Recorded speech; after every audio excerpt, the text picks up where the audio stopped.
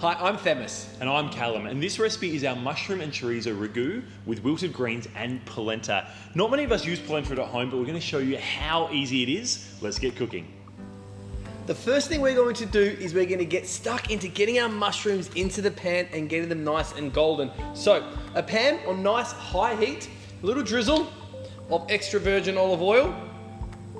You may need to use a bit of olive oil throughout this dish. We are going to use it in the polenta as well as to cook our mushrooms. And then with our mushrooms, we're going to have all of our mushrooms chopped up into different sizes and shapes and different thicknesses because that's going to add lovely texture to the dish. Our pan's nice and hot. We're going to add our mushrooms in just small batches so we don't overcrowd the pan and we get a nice golden color. Beautiful. Now I'm going to get the chorizo cut up. We're using one chorizo to serve 4 people, and it really is enough because it's not here to be a big kind of chunk of protein. It's here almost used as like a seasoning. We've cooked our mushrooms over a nice high heat in a good drizzle of extra virgin olive oil. We'll then turn them over and you can see they're lovely and golden. They're exactly the way we want them. And now it's just about time to add that chorizo. Beautiful. So chorizo straight into the same pan. Now I'm going to render it out a little.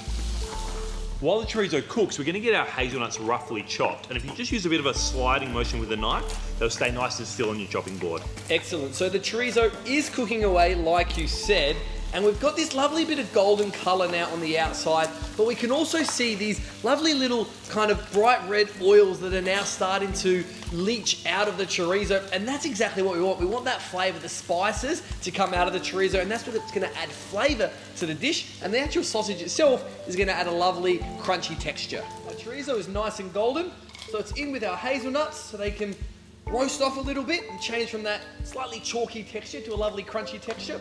And then our rosemary leaves into the pan as well. Let this cook off for a couple of minutes and then we'll remove it from the pan. Now the trick with cooking polenta is you've got to add flavour to it, and the first step is to get some stock. You can use chicken or vegetable and bring it up to the boil. Now this is an instant polenta made from corn. It's readily available in all supermarkets, and you cook it by just adding into the stock, whisking all the time until it thickens. A drizzle of olive oil, a grating of Parmesan cheese, and we can just set that aside on a low heat while we get our greens organised.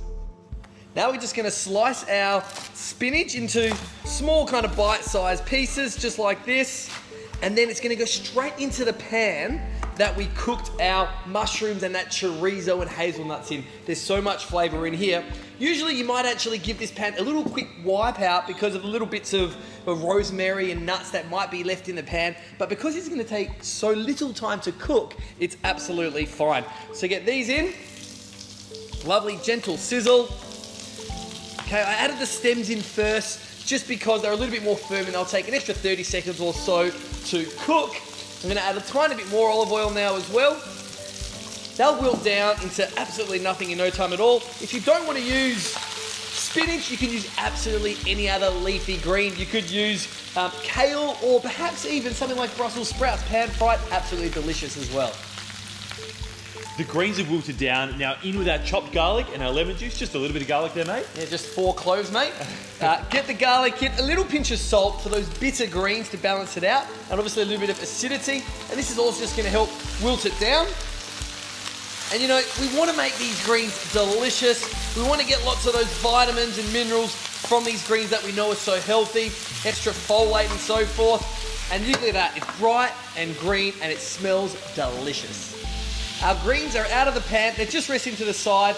We've thrown our mushrooms and our chorizo and our hazelnut mix back into the pan just to get a little bit of heat quickly.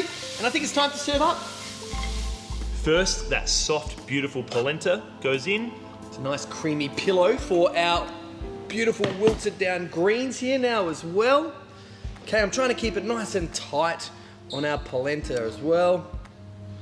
Lovely. And finally, that big whack of flavour from the chorizos, the mushrooms, the hazelnuts, get it on there. That is delicious. I love this dish because it's so nutritious but also delicious. We've got lots of healthy fats from our extra virgin olive oil and hazelnuts. We've got lots of vitamins and minerals from our leafy greens that everyone's going to love and want to eat, and then a great source of vitamin D from our mushrooms. It's our mushroom and chorizo ragu with wilted greens and polenta. Make sure you give it a go.